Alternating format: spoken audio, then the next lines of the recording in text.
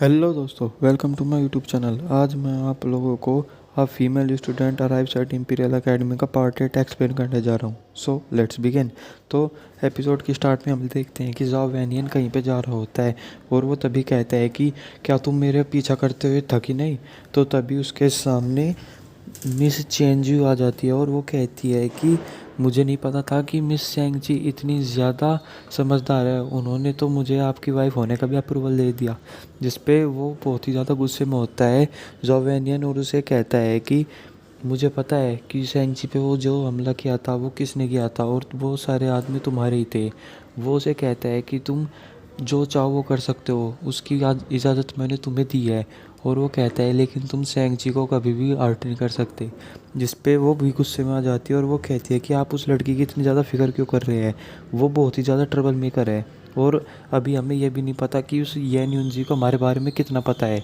जिस पे वो कहता है कि हाँ, इसके बारे में मैं कुछ ना कुछ सोचूंगा। और तभी हमें फ्लैशबैक दिखाया जाता है कि जहाँ पे ज़ॉ वैनियन मिस चेंज यू के साथ होता है और वो उन्हें कहती है कि हमारा जो यहाँ पे शिपमेंट आया करता था सोल्ट का, वो अब यहाँ पे नहीं आ सकता क्योंकि इस शहर के पर कुछ ज़्यादा ही पहरेदारी बढ़ चुकी है।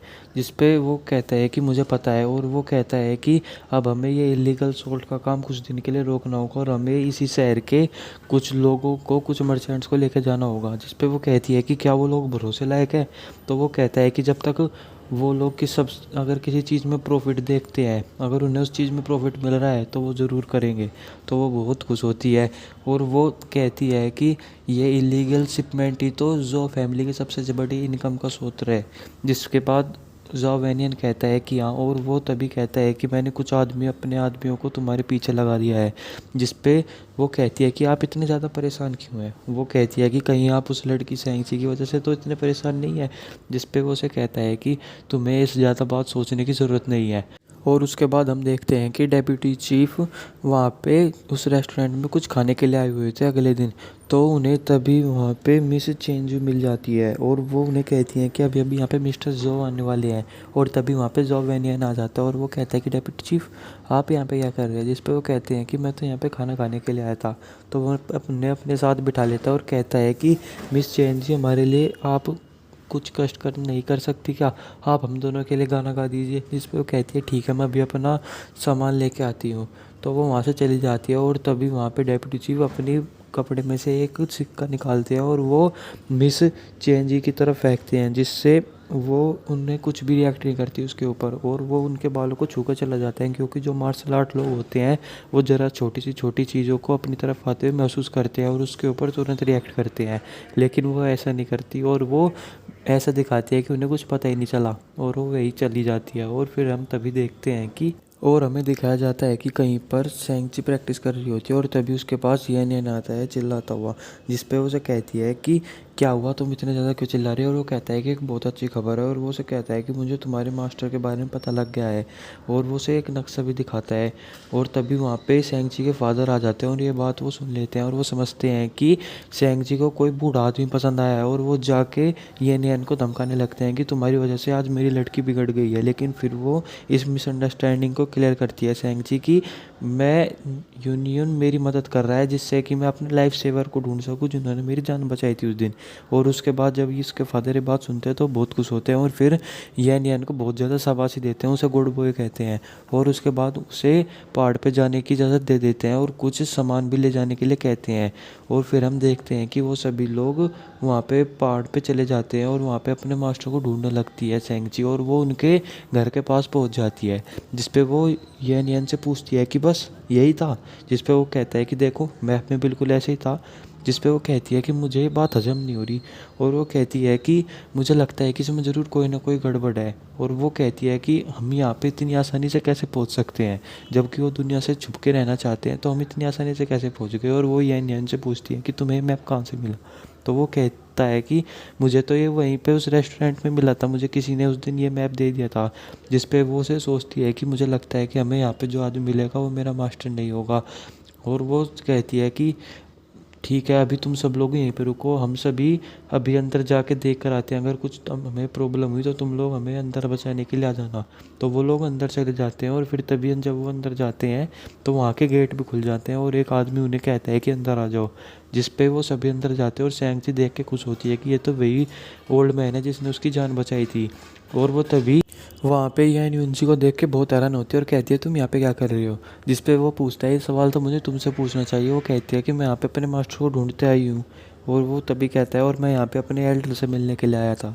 वो बताता है कि ये मेरे सेकंड अंकल है यान हीशिंग, जिसे ये बात सुनकर बहुत खुश होती है। और वो अपने तभी यान उनसे पूछते हैं कि आपने मुझे पहले क्यों नहीं बताया, जिस पे वो कहते हैं कि रेस्टोरेंट वाली बात याद करो, मैंने तुम्हें कहा था कि तो पूरे इंपीरियल कॉलेज में सबसे पावरफुल और समझदार इंसान कौन है, जिस पे तुमने सोच लो तुमने क्या जवाब दिया था, तुमने तभी स्कॉलर फैंक कहा था। और फिर वो कहती है कि ओहो। और फिर तभी हम देखते हैं कि वो और भी ज़्यादा कॉन्फिडेंट हो जाती है और फिर यन यूनजी के अंकल के सामने जाती है और उनसे कहती है कि मुझे आप अपना डिसिपल एक्सेप्ट कर लीजिए। और तभी वो उनके सामने डिसिपल होने की रस्म को पूरी करने वाली होती है, जिस पे उसके अंकल उसे रोक देते हैं यन यून के। और वो बहुत मेहनत करती है उनके आगे झुकने की, लेकिन वो उसे झुकने नहीं देते। और फिर तभी वो कहते हैं कि मैं अपनी पीसफुल लाइफ ऐसे ख़राब नहीं करना चाहता और मैं किसी डिसिपल को एक्सेप्ट नहीं करना चाहता। और वो कहती है कि ये बात किसी को भी पार पता नहीं चलेंगे और कहती है कि हम लोग तो बहुत ही आम इंसान हैं और बहुत ही ज़्यादा हार्ड वर्किंग है। और वो सोचती है कि यह नीसिंग उनकी बात मान जाएगा और वो उनकी बातों में आ जाएगा। लेकिन तभी यह नीसिंग कहते हैं कि मुझे पता है कि तुम में से एक कमांडेंट सोंग की और दूसरा यहाँ के सबसे बड़े आदमी के बेटा और बेटी हो, जिस पे वो लोग हैरान हो जाते हैं। और फिर वो कहते हैं कि मैं तुम लोगों को अपना डिसिप्लिन एक्सेप्ट नहीं कर सकता और वहाँ से चले जाते हैं। उसके बाद वो दोनों हैरान हो जाते हैं कि इन्हें हमारे बारे में कैसा पता लग गया। तो वो तभी फिर लोग वो बैठ जाते हैं और फिर तभी हम देखते हैं कि यैन यून अपने सेकंड अंकल से बात करने के लिए जाता है और उन्हें कहता है कि आप प्लीज़ सेंगची को अपना डिसिप्लिन एक्सेप्ट कर दीजिए, जिस पे वो कहते हैं कि नहीं मैं ऐसा नहीं कर सकता। और वो कहते हैं कि पता नहीं उन्हें मेरा रास्ता कैसा पता लग गया यहाँ पे, जिस पे सेंग जी के बारे में बात आती है। तो वो कहता है कि मैंने ही उन्हें आपके यहाँ तक आने का नक्शा दिया था। तो वो कहते हैं कि तुमने मेरे साथ ऐसा क्यों किया, तुम्हें पता है ना मैं किसी को भी अपना शिष्य ऐसे नहीं बना सकता। तो वो कहते हैं कि प्लीज़ आप मेरी बात मान लीजिए, जिस पे वे उसके अंकल कहते हैं कि पहले तो तुम सैन यू के पीछे रहते थे और अब तक तुम उसके पीछे ही हो, तुम उसका ख्याल अपने दिमाग से नहीं निकाल पा रहे और अब तुम सेंगची के पीछे पड़ गए। वो कहते थे हैं कि तुम सेंग परिवार की इतनी ज़्यादा फिक्र क्यों करते हैं, जिस पे से यूएन यून कहता है कि मैं किसी की फ़िक्र करूँ ना करूँ इससे आपको कोई लेना देना नहीं है और आप सिर्फ सेंगची को अपने डिसिपल एक्सेप्ट कर दीजिए। जिस पे उन्हें मजबूरी में उसकी बात माननी पड़ती है, लेकिन वो उसे कहते हैं कि मैं उनका खुद एक टेस्ट लूँगा और उसमें तुम मुझे नहीं रोक सकते, जिस पे वो कहते हैं कि ठीक है।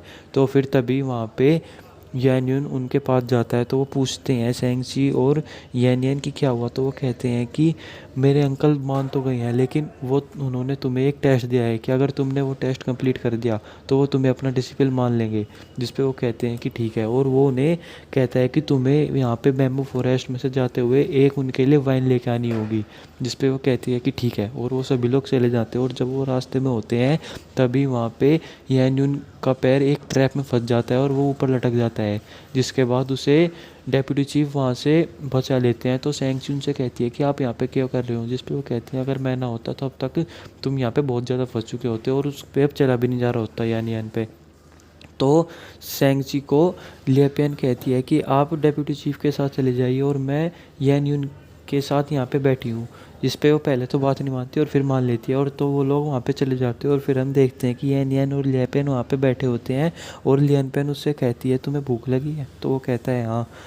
और तो वो उसे कुछ खाने के लिए देते हैं और फिर वो दोनों आपस में बात करने लगते हैं और हम देखते हैं कि वहाँ पे सेंगची और डेप्यूटी चीफ एक झोपड़े के पास चले जाते हैं, जिस पे डेप्यूटी चीफ कहते हैं कि तुम यहाँ पे अंदर मेरे पीछे पीछे आना। तो वो उसके पीछे पीछे अंदर चली जाती है और फिर वो उन्हें वहाँ पे एक वाइन भी मिल जाती है। तो वो उसे लेने के लिए जाते हैं, लेकिन अचानक डेप्यूटी चीफ का पैर एक ट्रैप में आ जाता है और उनके ऊपर बहुत सारे फैदर गिर जाते हैं, जिससे वो बहुत ज़्यादा डर जाते हैं और सेंगची को पता होता है और वो तभी उनकी गोदी में आ जाती है और फिर उनकी आँख को बंद करके कहती है कि जैसा मैं कहती हूँ आप वैसा करो।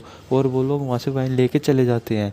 और फिर जब वो लोग वहाँ से चले जाते हैं तो यान यून बहुत गुस्से में होता है, तो उसके अंकल उसे अपने साथ ले जाते हैं बात करने के लिए, जिस पे उसके अंकल उसे कहते हैं कि तुम्हें पता है ना कि मैं अब बूढ़ा हो चुका हूँ, तो मुझे भी कुछ एंटरटेनमेंट तो चाहिए, इसलिए मैंने तुम्हारे साथ वो सब किया। जिस पे वो उसे कुछ नहीं कहते और तभी सेंगची और यान यान भी अंदर आ जाते हैं और वो उन्हें अंदर आके वो मटका दे देते हैं। और उसके बाद उसके अंकल यान यून को वहाँ से जाने के लिए कहते हैं और उन दोनों को वहीं रुकने के लिए कहते हैं। तो यान यून उनकी बात मान लेता है और कहता है कि अब आप क्या सोच रहे हैं अंकल, तो वो वहाँ से चला जाता है। तो उसके बाद ये निशिन और उन दोनों को कहता है कि मैं अब बहुत ज़्यादा बूढ़ा हो चुका हूँ और मैं तुम दोनों को अपना डिसिपल एक्सेप्ट नहीं कर सकता। वो कहता है मैं सिर्फ एक को अपना डिसिपल एक्सेप्ट कर सकता हूँ। जिस पे वो कहती हैं कि ये तो अनफेयर है, आप हमारे साथ ऐसा नहीं कर सकते। तो वो कहता है कि मैं तुम दोनों को एक टेस्ट दूंगा, अगर तुम दोनों ने उसमें से कोई भी अगर जीत गया तो मैं उसे अपना डिसिपल मान लूँगा और दूसरे को अपना सर्वेंट। और वो कहता है कि तुम्हें अब ये शर्त मंजूर है। जिस पे येन येन कहता है ठीक है। तो और तभी वो भी कहती है कि ठीक है और फिर वो उन्हें बताता है कि उन्हें करना क्या है। वो कहता है कि मुझे येन यून का अंडरगारमेंट चाहिए। जिस पे सेंगची कहती है कि मैं तो एक लड़की हूँ, मैं ये कैसे कर सकती हूँ। जिस पे तभी येन येन मान जाता है कि ठीक है। और तभी सेंगची उसकी भी देखा उसमें ही कह देती है कि ठीक है मैं भी शर्त मानने के लिए तैयार हूँ। और फिर सभी जब वो लोग रात को लंच कर रहे होते हैं तो सेंगची अपना दिमाग चलाती है और वो येन यून को खाना सर्व करने के चक्कर में उसके ऊपर कुछ पानी गिरा देती है। और फिर वो उन्हें कहती हैं कि मैं आपके लिए बाथरूम तैयार कर रही हूँ, आप जाके वहाँ पे नहा लीजिए। तो वो कहता है कि ठीक है जल्दी करो। तो वो वहाँ पे जाके उसके लिए पानी भर देती हैं जो गर्म होता है। तो वो उन्हें कहती हैं कि आप जाके नहा लीजिए। और वो कहती है कि आप अपने कपड़े यहाँ पे उतार दीजिएगा और मैं उन्हें धो दूँगी। जिस पे वो कहता है कि ठीक है। और वो उसके सामने कपड़े उतारने लगता है। तो वो उसे कहता है कि तुम लड़की हो इसलिए तुम्हें अभी यहाँ पे नहीं होना चाहिए। तो वो कहती है ठीक है मैं आपके गेट के बाहर हूँ। तो वो वहाँ पे अपना जो कोट पहना हुआ होता है उसे उतार देता है और अपने अंडरगारमेंट्स ऐसे ही पहन के अंदर चला जाता है। जिसके बाद सेंगची अंदर आती है और देखती है कि उसमें तो उसके अंडरगारमेंट्स ही नहीं है।